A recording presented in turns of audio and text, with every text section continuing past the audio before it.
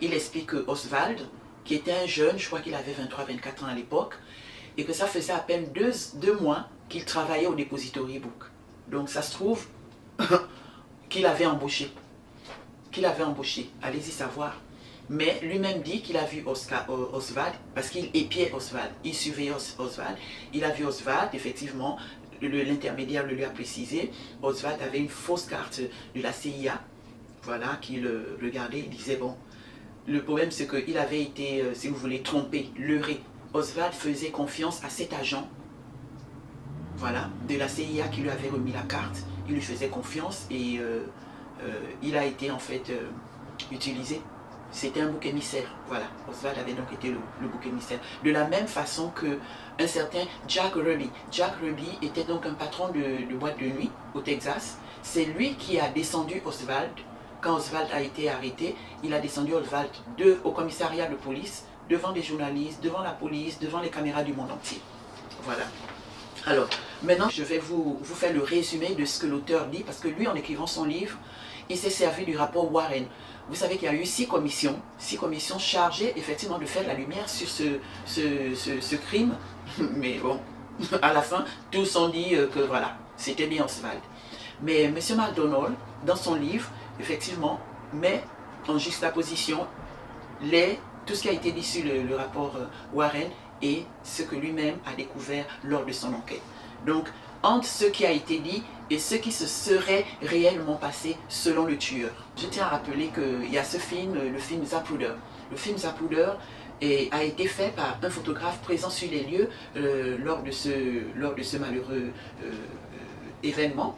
Et il a pu reconstituer toutes les scènes qu'il avait prises. Et même le film, à la fin, détermine que l'enquête avait été bâclée. Sciemment ou inconsciemment, telle est la question que tout le monde se pose.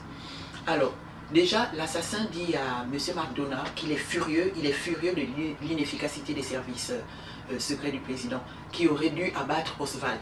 Parce qu'il dit quand il a reçu les instructions de cet agent, il n'a jamais donné le nom de cet agent, eh ben, la personne lui avait dit, on prévoit que les services secrets vont descendre Oswald, mais au cas où ils ne le font pas, il va falloir que toi tu le fasses. Il va falloir que tu descendes Oswald.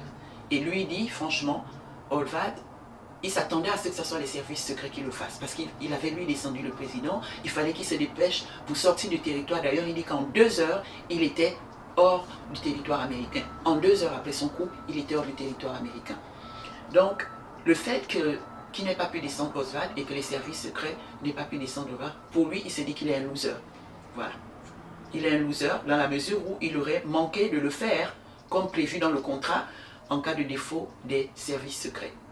Oswald est donc parvenu, Oswald est parvenu à quitter l'immeuble et rentrer chez lui, avant que quiconque ne lui règle son compte. Mais Oswald, comment on a arrêté Oswald? Oswald, en fait, est rentré chez lui. Et vu qu'il était émotionnellement instable, il s'est dit, oh là là, il était en fait convaincu que c'est lui qui avait descendu le président. Donc, qu'est-ce qu'il fait? Il décide d'aller au cinéma. Il va au cinéma, il devient violent, tout ça, il part, il agresse presque la personne qui vendait les tickets au guichet, il lui balance les sous sur le visage, et c'est cette personne qui en fait appelle la police en disant il y a quelqu'un d'agressif ici, voilà, qui m'a plus ou moins violenté, m'a balancé les sous sur le visage et tout ça. Et c'est dans le cinéma qu'on va arrêter Oswald.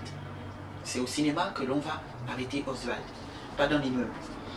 Alors, Oswald, c'est finalement un certain Jack Ruby qui était un patron de nightclub, sorti dans de ses eaux, qui arrive tranquillement au commissariat, hein, vient tirer sur Oswald à bout portant, en plein commissariat de police, devant un parterre de policiers, de caméras et de journalistes. Tout incroyable que cela puisse paraître.